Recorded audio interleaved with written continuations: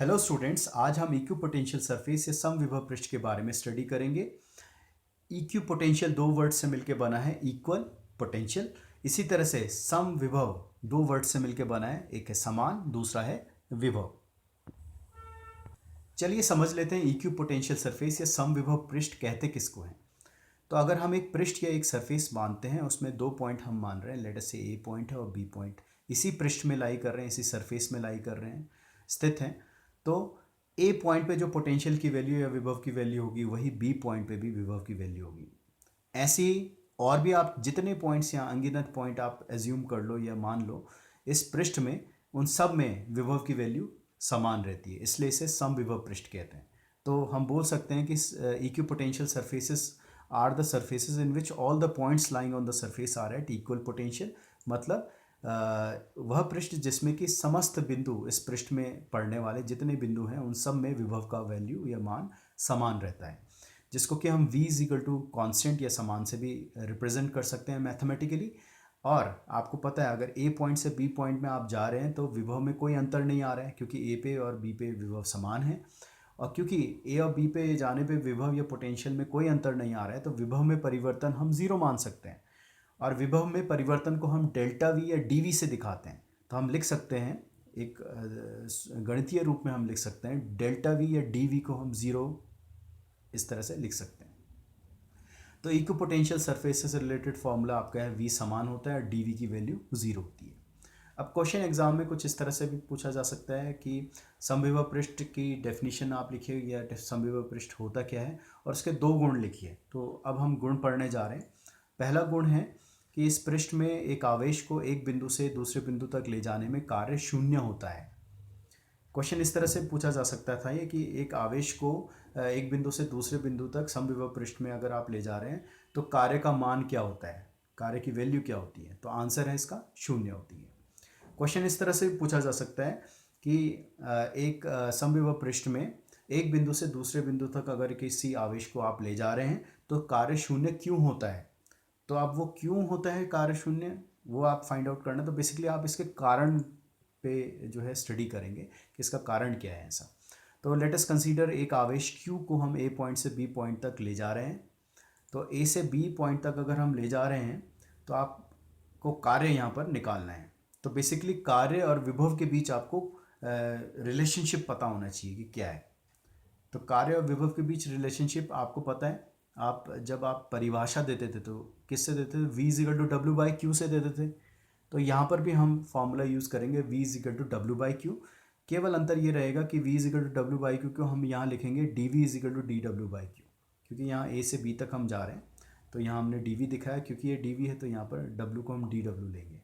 तो D V is equal to D W by Q हमारी विभव या पोटेंशियल की परिभाषा या डेफिनेशन से आई है, जिसको कि हम रीअरेंज करके लिख सकते हैं। क्यू अगर यहाँ पर आ जाए तो डी डब्ल्यू की वैल्यू हो जाएगी हमारी D W is equal to Q D V. और आपको पता है समविभव पृष्ठ की बात चल रही है, तो समविभव पृष्ठ के लिए डी वी की वैल्यू ज़ीरो होती है। तो हम लिख सकते हैं यहाँ पर समविभव पृष्ठ के लिए डी वी की वैल्यू ज़ीरो। तो मतलब डी वी की वैल्यू अगर इस इक्वेशन में ज़ीरो रखते हैं तो D W will be equal to Q into zero. Q into zero is zero, तो D W is equal to zero. मतलब एक आवेश को अगर एक समविभव पृष्ठ में एक बिंदु से दूसरे बिंदु तक आप ले जा रहे हो तो उसमें कार्य शून्य होता है, ज़ीरो होता है। एक दूसरा गुण हम पढ़ लेते हैं, वो है समविभव पृष्ठ से बल रेखाएं लंबवत गुजरती है। मतलब अगर ये समविभव पृष्ठ है तो इससे बल रेखाएं हमेशा एक रेखा मैंने दिखाई है, ये हमेशा लंबवत गुजरेगी। अब क्वेश्चन बोर्ड में इस तरह से भी पूछा गया था कि समविभव पृष्ठ या इक्विपोटेंशियल सरफेस में बल रेखाएं लंबवत क्यों गुजरती हैं, तो उसका कारण भी आपको बताना पड़ेगा। तो कारण कुछ इस तरह से है कि आप लेट अस से एक आवेश को ए पॉइंट से बी पॉइंट तक आप ले जा रहे हो और बल रेखाएं कुछ ऐसे गुजर रही हैं। अभी ये लंबवत है या नहीं है ये हमें पता नहीं है, हमें निकालना है। तो लेट अस से इनके बीच कोण जो है एंगल थीटा आप मान के चल रहे हैं। तो आपको पता है कार्य कितना होगा एक आवेश को ए पॉइंट से बी पॉइंट तक ले जाने में। आप ऑलरेडी पीछे पढ़ चुके हो पहले गुण में कि कार्य ज़ीरो होगा आपका। तो कार्य ज़ीरो होगा ये आपको पता है, और आप ऑलरेडी एक फॉर्मूला आप पढ़ चुके हो 11th क्लास में, वो है कार्य इज इक्वल टू बल गुणा विस्थापन into cos theta, work is equal to force into displacement into cos theta. अब यहाँ पर आप देख रहे हो बल क्या है आपका, बेसिकली आवेश पे बल कितना लग रहा है, वो उसकी दिशा क्या होगी, बल की दिशा वही होगी जो कि बल रेखाओं की दिशा है। तो ये आपको ध्यान रखना है, क्योंकि ये धनात्मक आवेश आप ले रहे हो। और विस्थापन या डिस्प्लेसमेंट की दिशा क्या है वो आप देख पा रहे हो, ये है ए से बी की डायरेक्शन में। और यहाँ कॉस थीटा, थीटा कौन सा एंगल है? थीटा एंगल है विस्थापन और बल की दिशा के बीच जो आपका कोण है वो आपका थीटा है, विस्थापन और बल के बीच, डिस्प्लेसमेंट और फोर्स के बीच जो डायरेक्शन है, सॉरी जो एंगल है उसको हम थीटा से रिप्रेजेंट कर रहे हैं। तो यहाँ आपको पता है समविभव पृष्ठ के लिए कार्य की वैल्यू क्या है? ज़ीरो। क्योंकि कार्य की वैल्यू यहाँ ज़ीरो है तो हम इस इक्वेशन को, ऊपर वाले इक्वेशन को कुछ इस तरह से लिख सकते हैं। और आपको पता है यहाँ पर, क्योंकि आप बल रेखाएं मान रहे हैं कि बल रेखाएं गुजर रही है, तो बल तो कभी ज़ीरो नहीं हो सकता यहाँ पर इस केस के लिए। विस्थापन, क्योंकि यहाँ पर आप एक आवेश को ए पॉइंट से बी पॉइंट तक ले जा रहे हो, तो विस्थापन भी यहाँ ज़ीरो नहीं है। इसका मतलब क्या है? कॉस थीटा की वैल्यू ज़ीरो होनी चाहिए, क्योंकि लेफ्ट हैंड साइड ज़ीरो है तो राइट हैंड साइड भी ज़ीरो होना चाहिए। तो यहाँ पर बेसिकली बल ज़ीरो नहीं है, विस्थापन ज़ीरो नहीं है, मतलब कॉस थीटा की वैल्यू ज़ीरो होनी चाहिए। तो यहाँ लिख सकते हैं बल ज़ीरो नहीं है, विस्थापन भी ज़ीरो नहीं है, मतलब कॉस थीटा की वैल्यू ज़ीरो होनी चाहिए इस इक्वेशन के अकॉर्डिंग। और कॉस थीटा की वैल्यू ज़ीरो कब होती है? जब थीटा की वैल्यू 90 डिग्री होती है। ये आपको क्लियरली यहाँ से पता चल रहा है कि अगर थीटा की वैल्यू 90 डिग्री है, इसका मतलब ये जो बल रेखा है ये इस पृष्ठ से लंबवत गुजरनी चाहिए। तो ये इसका कारण है। अब बल रेखाएं लंबवत ही क्यों गुजरती है एक समविभव पृष्ठ से? तो उसके लिए एक ऑल्टरनेट मेथड है ये सिद्ध करने के लिए। एक ऑलरेडी हम कर चुके हैं, वो आप मेथड भी आप याद कर सकते हैं, या ये वाला मेथड भी आप देख सकते हैं। हमने ऑलरेडी पढ़ा है विभव को हम इस तरह से रिप्रेजेंट कर सकते हैं, line integral of electric field D V is equal to minus integration E dot D L. और ई डॉट डी एल को हम लिख सकते हैं E D L cos theta. और आपको पता है समविभव पृष्ठ के लिए डी वी की वैल्यू ज़ीरो होती है, तो हम डी वी की वैल्यू यहाँ ज़ीरो अगर रखें तो हमारे पास आ जाएगा zero is equal to minus integration E D L cos theta. Left hand side zero है तो राइट हैंड साइड भी ज़ीरो होगा। अब राइट हैंड साइड में क्या चीज़ ज़ीरो होगी? ई ज़ीरो हो नहीं सकती, डी एल मतलब विस्थापन ज़ीरो हो नहीं सकता। तो यहाँ पर कॉस थीटा की वैल्यू ज़ीरो होगी, मतलब थीटा की वैल्यू 90 डिग्री होगी, मतलब बल रेखा समविभव पृष्ठ से हमेशा लंबवत गुजरती है। तो ये इसका ऑल्टरनेट मेथड है, आप इसे भी याद रख सकते हो, या पीछे जो आपने मेथड किया था उससे भी आप याद कर सकते हो कि थीटा की वैल्यू हमेशा 90 डिग्री रहती है। अब पीछे हमने पढ़ा कि समविभव पृष्ठ या इक्विपोटेंशियल सरफेसेस के गुण क्या थे। अब अगर हम इक्विपोटेंशियल सरफेसेस का चित्रण करना चाहते हैं, डायग्राम बनाना चाहते हैं, ऐसे कैसे सरफेसेस होंगे, तो वो आप अलग अलग केसेस के लिए हम देख सकते हैं कैसे पृष्ठ होंगे। आप देख पा रहे हो यहाँ पर एक अगर पॉजिटिव स्रोत आवेश है, पॉजिटिव सोर्स चार्ज है, उसके आसपास समविभव पृष्ठ कुछ इस तरह से होंगे। एक पृष्ठ ये रहा, दूसरा पृष्ठ ये रहा, तीसरा पृष्ठ ये रहा, तो इस तरह से ये पृष्ठ होंगे। और हर एक पृष्ठ में अगर मैं इस पृष्ठ की बात करूँ, सबसे बाहरी वाले पृष्ठ, तो यहाँ पर जो विभव का मान होगा वही यहाँ पर भी होगा, वही यहाँ पर भी होगा। इस पर्टिकुलर पृष्ठ के लिए विभव का, जितने आप इसमें बिंदु होंगे उनके विभव का मान समान होगा। अब आप इसी डायग्राम से उसके गुण भी जस्टिफाई कर सकते हो। आपको पता है कि बल रेखाएं पृष्ठ से हमेशा लंबवत गुजरती, तो आप देख पा रहे हो पृष्ठ और बल रेखाओं के बीच एंगल 90 डिग्री है। यहाँ देखिए, यहाँ देखिए, पृष्ठ और बल रेखाओं के बीच 90 डिग्री एंगल है। तो ये इसका गुण भी जो है आपके जस्टिफाई हो रहे हैं इस डायग्राम में। साथ ही साथ समविभव पृष्ठ के और भी गुण होते हैं जो कि हमने मेंशन नहीं किया, बट आप समझिए वो ये होता है कि समविभव पृष्ठ के पास पास होने पर, इसका मतलब ये होता है कि अगर समविभव पृष्ठ पास पास हो तो वैद्युत क्षेत्र का मान अधिक होता है। तो अब आप खुद देखिए, यहाँ पर दो जो समविभव पृष्ठ हैं उनके बीच जो दूरी है वो कम है, यहाँ पर दूरी ज़्यादा है।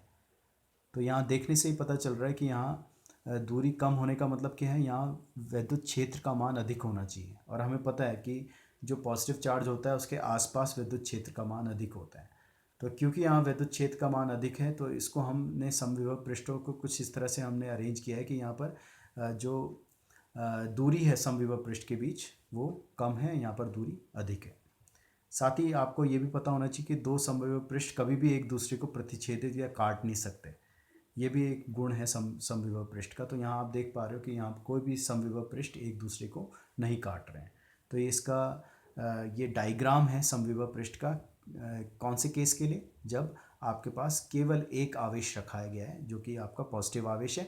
अगर ये नेगेटिव आवेश भी होता है तो तभी भी आपके जो समविभव पृष्ठ होते हैं ऐसे ही रहते, जो कि आपको सर्कल लग रहे हैं यहाँ पर ये सर्कल नहीं है, स्फीयर है, ये गोले हैं। अगर आप 3D में देखेंगे तो ये गोले के रूप में आपको मिलेंगे।